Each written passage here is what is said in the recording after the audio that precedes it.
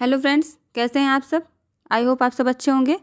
मैं रागिनी मिश्रा आपका आपके ही चैनल प्रिपरेशन एकेडमी में स्वागत करती हूं, जहां पे आप लोगों को सीटेट की तैयारी करवाई जा रही है। और आपको पता ही होगा कि सीटेट का एडमिट कार्ड जारी कर दिया गया है।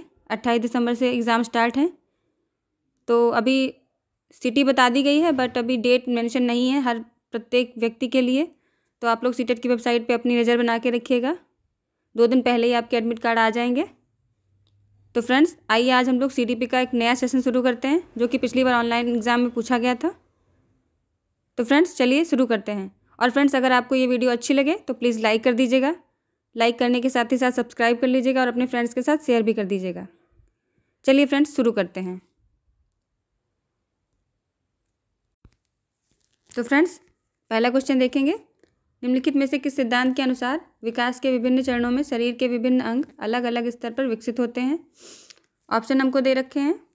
विकास एक आयामी है, विकास एक दिशात्मक है, विकास एक आयामी नहीं होता है, विकास बहुआयामी होता है, विकास एक दिशात्मक है, विकास एक दिशात्मक नहीं होता है, वो किसी भी डायरेक्शन में चल सकता है। हमेशा आपको बताइए कि विकास जो होता है वो सर्पिलाकार होता है, रेखी नहीं होता है। तो रेखी हो जाएगा तो वो एक दिशात्मक होगा, बट वो सर्पिलाकार होता है, यानी आगे पीछे गोल गोल होके वो घूमते हुए चलता है। तो ये हमारा बी ऑप्शन भी गलत हो जाएगा। थर्ड दिया है विकास एक असंतत प्रक्रिया है, तो ये भी गलत है। विकास एक सतत प्रक्रिया है, जीवन पर्यंत विकास चलता रहता है, इसलिए विकास सतत प्रक्रिया है। जब 3 ऑप्शन गलत हो गए हैं तो फोर्थ हमारा सही होगा। विकास की दिशा समीपस्थ और शीर्ष पुंक्षक है, तो ये हमारा डी ऑप्शन इसमें राइट हो जाएगा। आगे बढ़ते हैं। सेकेंड क्वेश्चन लेंगे। निम्नलिखित कथनों में से कौन सा सही है। इसमें आपको राइट जो हमारा दे रखा है ऑप्शन, वो आपको चूज़ करना है। तो ऑप्शन ए दे रखा है, बच्चों का विकास सामाजिक सांस्कृतिक संदर्भ में होता है। ये तो बिल्कुल करेक्ट बात है, सामाजिक सांस्कृतिक संदर्भ में होता है। सेकेंड ऑप्शन है, बचपन एक अवधि है जिसे 10 अलग अलग चरणों में विभाजित किया जा सकता है। नहीं, ये कोई बात नहीं हुई। सी ऑप्शन दे रखा है, बच्चों की सोच सामाजिक अंतःक्रियाओं से प्रभावित नहीं होती है, तो ये हो सकता है। फोर्थ ऑप्शन है, बच्चों का विकास पूरी तरह से आनुवंशिकता द्वारा निर्धारित होता है, तो ये तो बिल्कुल नहीं हो सकता है।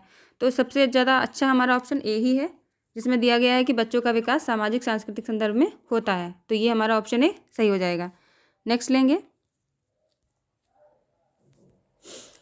थर्ड क्वेश्चन है, आनुवंशिक प्रवृत्तियों के पूर्व निर्धारित प्रकटन की प्रक्रिया कहलाती है। जो हमारी आनुवंशिक प्रवृत्तियाँ होती हैं, जो कि हमें हमारे वंशजों से प्राप्त होती हैं, तो वो जो प्रवृत्तियाँ हैं वो प्रकट होती हैं, तो उसकी जो प्रक्रिया है वो क्या कहलाती है, ये पूछ रहे हैं। तो आप लोग को पता ही होगा कि पियाजे ने आनुवंशिक प्रवृत्तियों के बारे में बात की है। तो ऑप्शन दे रखा है, अनुकूलन, अधिगम, सामाजिकरण और परिपक्वता। तो इसमें हमारा ऑप्शन नंबर डी राइट हो जाएगा, क्योंकि जैसे जैसे आनुवंशिक प्रवृत्तियाँ दिखाई पड़ती हैं बालक के अंदर, तो वो उतने ही तेज़ी से वो परिपक्व होता जाता है। तो इसमें जो हमारा ऑप्शन डी होगा वो राइट हो जाएगा। नेक्स्ट लेंगे। फोर्थ क्वेश्चन है, डैश प्राथमिक है और डैश सामाजिकरण का द्वितीय घटक है।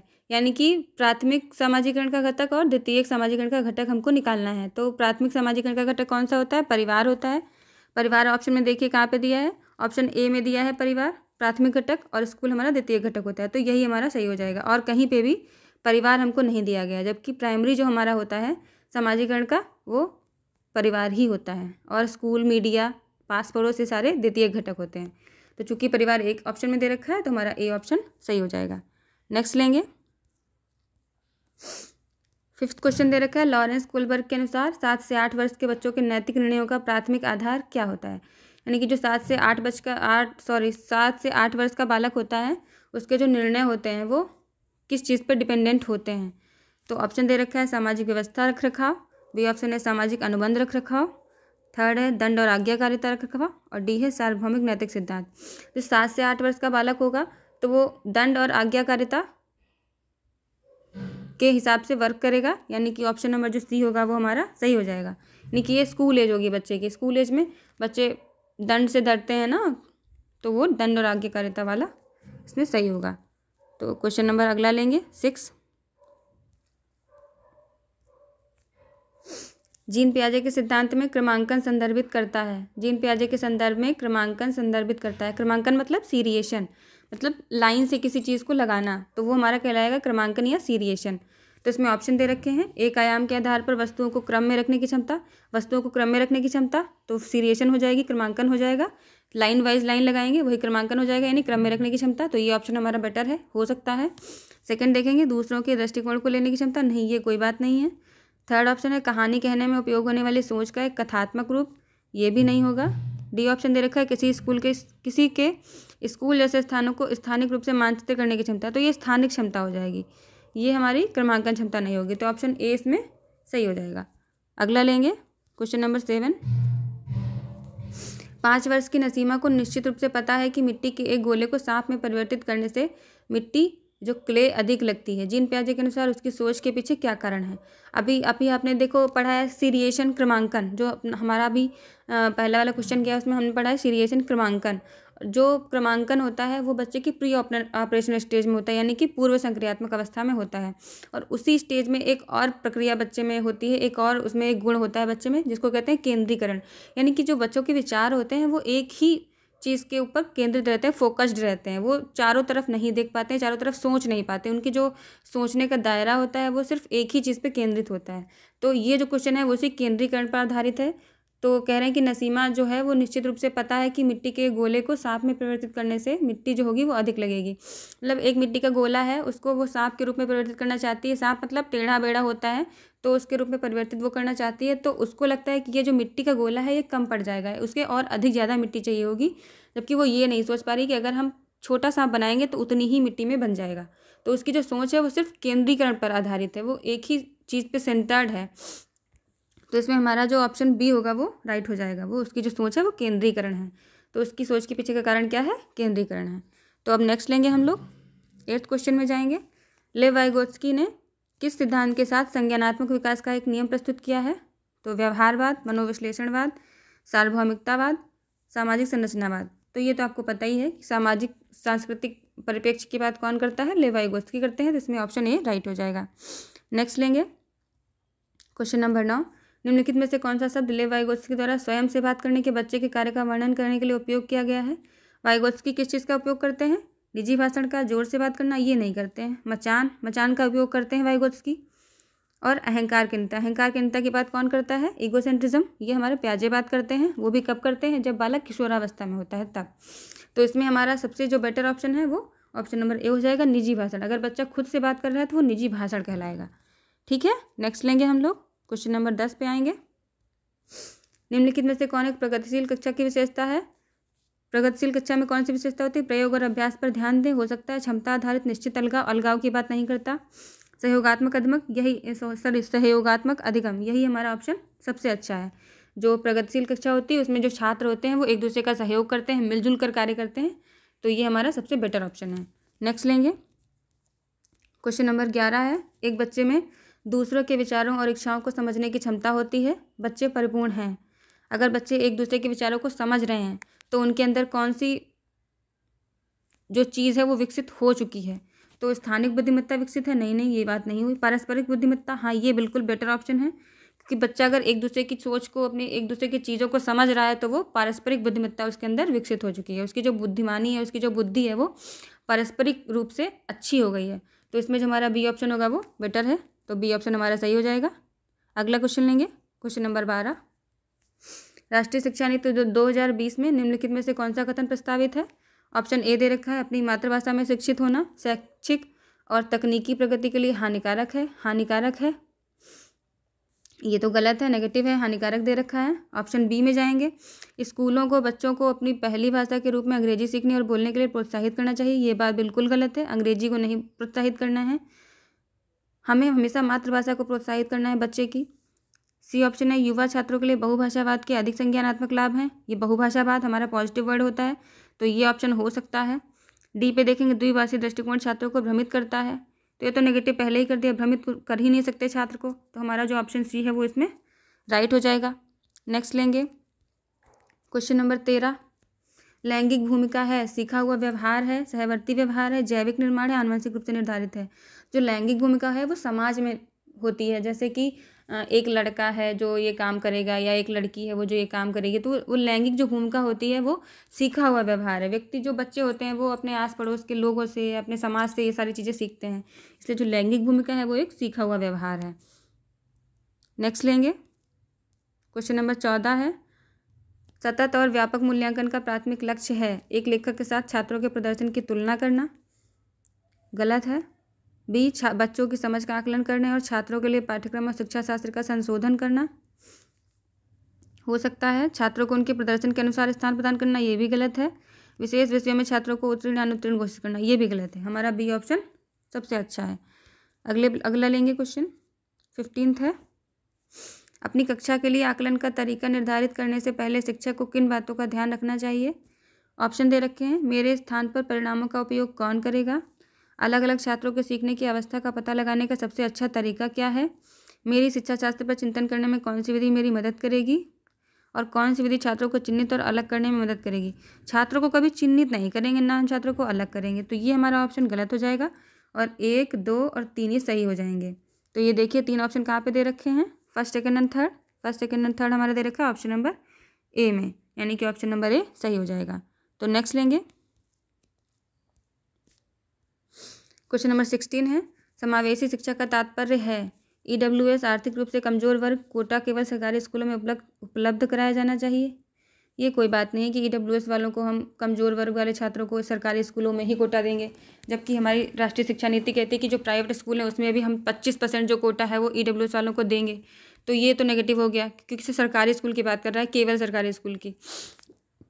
ऑप्शन बी देखेंगे, विकलांग छात्रों को केवल विशेष स्कूलों में रखा जाएगा, ये भी गलत है। विकलांग छात्रों को समावेशी स्कूलों में रखा जाएगा, ये गलत हो जाएगा। ऑप्शन सी देखेंगे, सरकारी स्कूलों में केवल अंग्रेजी पढ़ाई जाएगी, ये भी गलत है। सरकारी स्कूलों में या प्राइवेट स्कूलों में कहीं पे भी बहुभाषावाद को अगर हम प्रोग्रेस में ला रहे हैं या तो फिर हम मातृभाषा को आगे लाते हैं, तो ये दोनों चीज़ें अगर कहीं पे हैं, बहुभाषावाद या मातृभाषा या हमारी रीजनल लैंग्वेज क्षेत्रीय भाषा, तो वो पॉजिटिव वर्ड हो जाएंगे। बट यहाँ पे केवल अंग्रेजी को पढ़ाया जा रहा है, तो ये गलत हो जाएगा। तो अब फर्स्ट सेकंड थर्ड गलत है, तो हमारा फोर्थ ऑप्शन अपने आप ही सही हो जाएगा। बट देख लेते हैं, सभी बच्चों को उनकी क्षमताओं पर ध्यान दिए बिना गुणवत्तापूर्ण शिक्षा प्रदान की जानी चाहिए। हाँ, बिल्कुल सही बात कह रहा है, किसी की क्षमता नहीं देखेंगे, गुणवत्तापूर्ण शिक्षा सभी को प्रदान करेंगे। तो ऑप्शन डी हमारा राइट हो जाएगा। नेक्स्ट लेंगे 17 क्वेश्चन,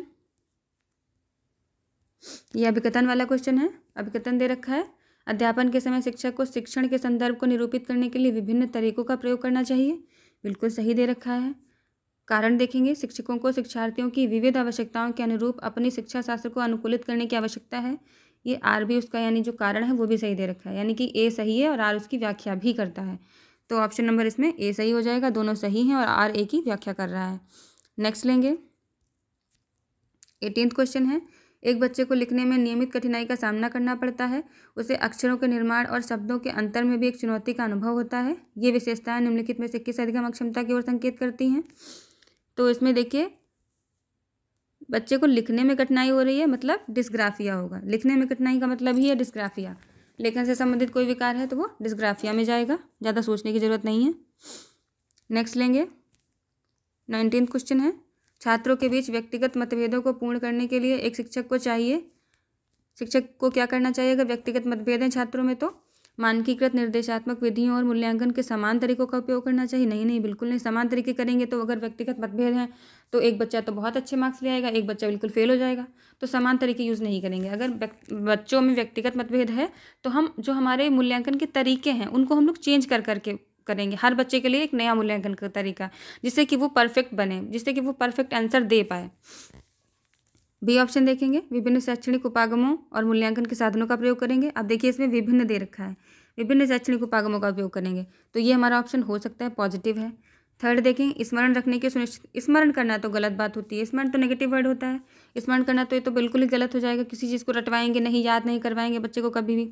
और पेपर पेंसिल टेस्ट जो होता है वो भी नेगेटिव होता है, तो हमारा बी ऑप्शन इसमें अच्छा है, तो बी ऑप्शन ही हमारा सही हो जाएगा। तो नेक्स्ट लेंगे क्वेश्चन नंबर 20 है हमारा, निम्नलिखित में से कौन रचनात्मकता की एक अनिवार्य विशेषता है। रचनात्मकता की अनिवार्य विशेषता मतलब क्रिएटिविटी की अनिवार्य विशेषता पूछ रहे हैं। तो अगर बच्चा क्रिएटिव होगा तो वो क्या करेगा, आप सारी चिंतन करेगा, बिल्कुल करेगा आप सारी चिंतन। डाइवर्जेंट थिंकिंग, अगर डाइवर्जेंट थिंकिंग है तो बच्चा क्रिएटिव होगा। आवेगशीलता, आवेगशीलता मतलब बच्चे को गुस्सा आ रहा है, तो अगर बच्चा क्रिएटिव है तो वो गुस्सा नहीं करेगा, आवेग नहीं आएगा उसको, तो ये गलत हो जाएगा।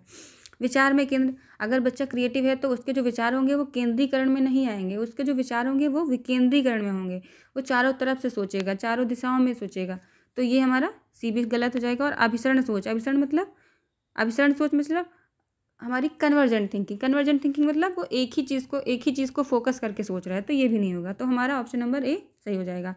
अगर बच्चा रचनात्मक है तो उसके लिए अब सारी चिंतन जो होना चाहिए वो कंपलसरी हो जाएगा। नेक्स्ट लेंगे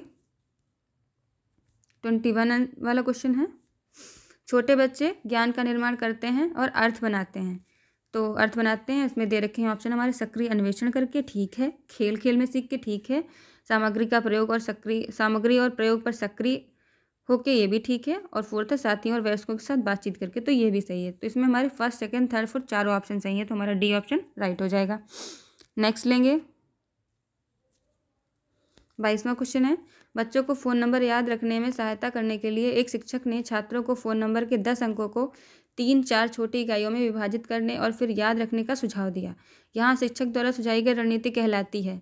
अगर कोई 10 अंक का कोई नंबर है, मान लिया 3, 4, 8, 7, 5, 6, 2, 5, 2, 4, 6, 8, 3, 2, ये 10 नंबर का है फ़ोन नंबर। एक बच्चे को याद करवाना है, नहीं याद कर पा रहा बच्चा, तो टीचर ने क्या किया है कि उसको 3 पार्ट्स में या 2 पार्ट्स में डिवाइड कर दिया है, इतना अलग याद कर लो, इतना अलग याद कर लो, इतना अलग याद कर लो। तो उसने क्या किया कि जो एक बड़ी चीज़ है उसको पार्ट्स में तोड़ दिया है, तो उसने क्या किया है, चंकिंग किया है, ठीक है, उसने क्या किया है, चंकिंग किया है, यानी कि बड़ी चीज़ को छोटे छोटे चंक्स में उसने तोड़ दिया है, तो ये जो प्रक्रिया कहलाएगी ये चंकिंग कहलाएगी, ठीक है, तो ये हमारा ऑप्शन नंबर ए इसमें राइट हो जाएगा। नेक्स्ट लेंगे 23 है, निम्नलिखित में से किस प्रकार के अधिगम पर विद्यालयों में सर्वाधिक बल दिया जाना चाहिए। ऑप्शन ए दे रखा है, परिवेश के साथ बातचीत के माध्यम से विभिन्न कौशल और ज्ञान प्राप्त करना, बिल्कुल सही है ये। विषय को रटना नेगेटिव होता है, दूसरों को निष्क्रिय नकल करना ये भी नेगेटिव है, उत्तेजना के माध्यम से व्यवहार का अनुकूलन ये भी नेगेटिव है, ऑप्शन ए इसमें राइट हो जाएगा। नेक्स्ट लेंगे, निम्नलिखित में से कौन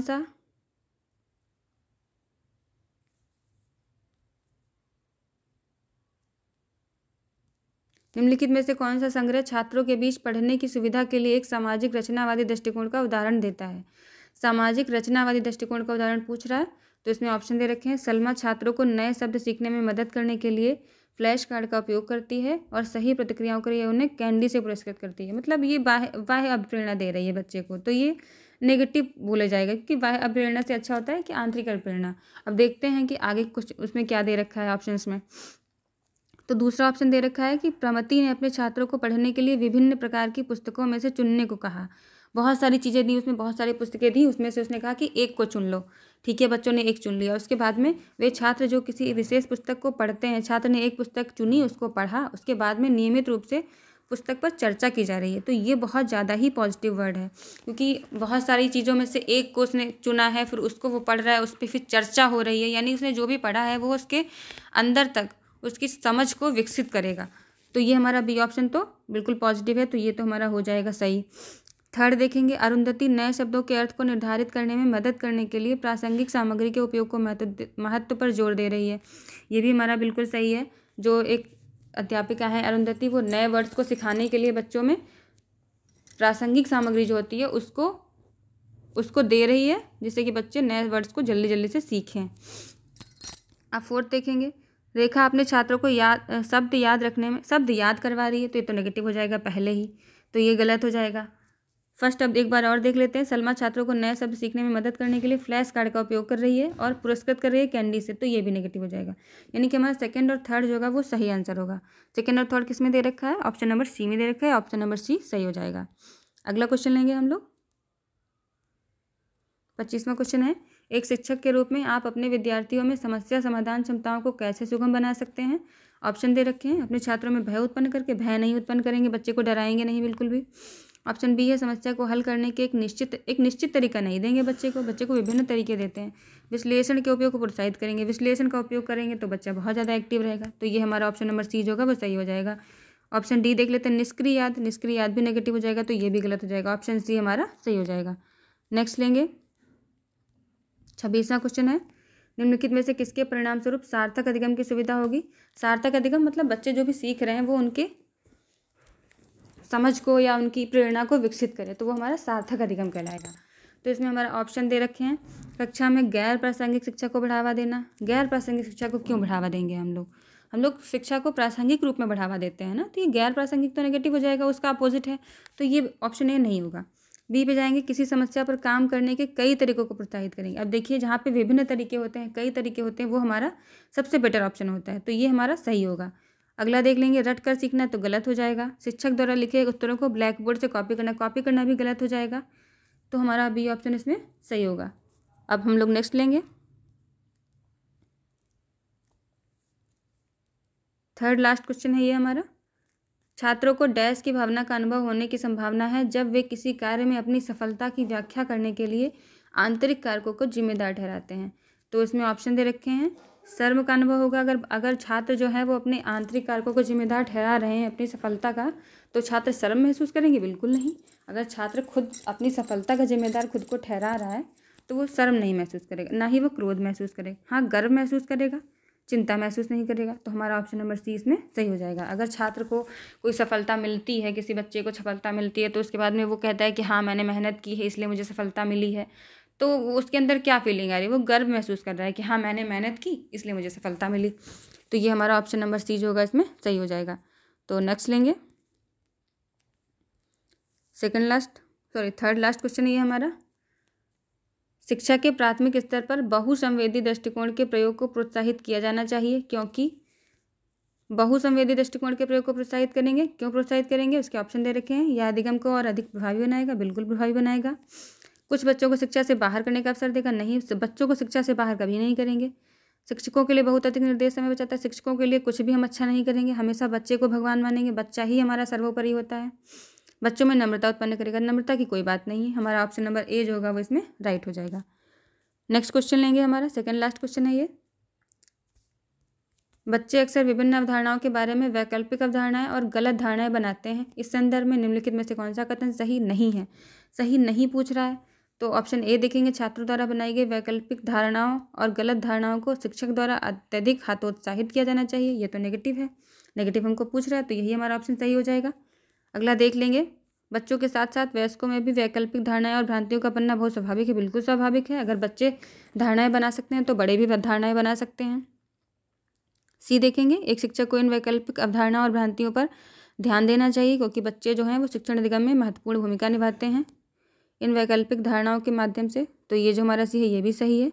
और डी हमारा, वैकल्पिक अवधारणाएं गलत धारणाएं सदैव आधारहीन नहीं होती हैं, बल्कि ये अपने आसपास की दुनिया के बच्चों बारे में बच्चों के सहज ज्ञान युक्त विचारों का प्रतिनिधित्व करती हैं। तो ये भी सही है। तो इसमें हमारा ऑप्शन ए ही सही हो जाएगा, क्योंकि ऑप्शन ए ही नेगेटिव है और हमसे नेगेटिव ही पूछा गया है। अब हमारा लास्ट क्वेश्चन देखेंगे इस सीरीज़ का, अधिगम का डैश दृष्टिकोण बताता है कि वास्तविक प्रोत्साहन और पुरस्कार छात्रों को अधिगम के लिए प्रेरित करता है। तो अधिगम का मानवतावादी दृष्टिकोण बताएगा? नहीं, बिल्कुल नहीं। मानवतावादी तो मानव की जो मेन थीम्स होती हैं उन पे वर्क करता है। बी व्यवहारवादी, तो व्यवहारवादी दृष्टिकोण जो होता है वो प्रोत्साहन और पुरस्कार को बढ़ावा देता है। तो ऑप्शन बी इसमें जो होगा वो सही हो जाएगा। जो व्यवहारवादी दृष्टिकोण होगा अधिगम का वो प्रोत्साहन और पुरस्कार को बढ़ावा देगा। तो फ्रेंड्स, कैसा लगा आपको ये हमारा वीडियो? आशा करती हूँ कि आपको ये सारे क्वेश्चंस बहुत अच्छे लगेंगे और आपके आने वाले एग्ज़ाम में आपको बहुत ज़्यादा हेल्प भी करने वाले हैं। तो फ्रेंड्स, एक कमेंट करके ज़रूर बताइएगा कि आपको ये वीडियो कैसा लगा, और प्लीज़ एक लाइक और एक सब्सक्राइब आप ज़रूर करिएगा। तो फ्रेंड्स, मिलते हैं हम अपने अगले वीडियो में। तब तक के लिए आप अपना ध्यान रखिए, स्वस्थ रहिए और पढ़ते रहिए। Thank you friends.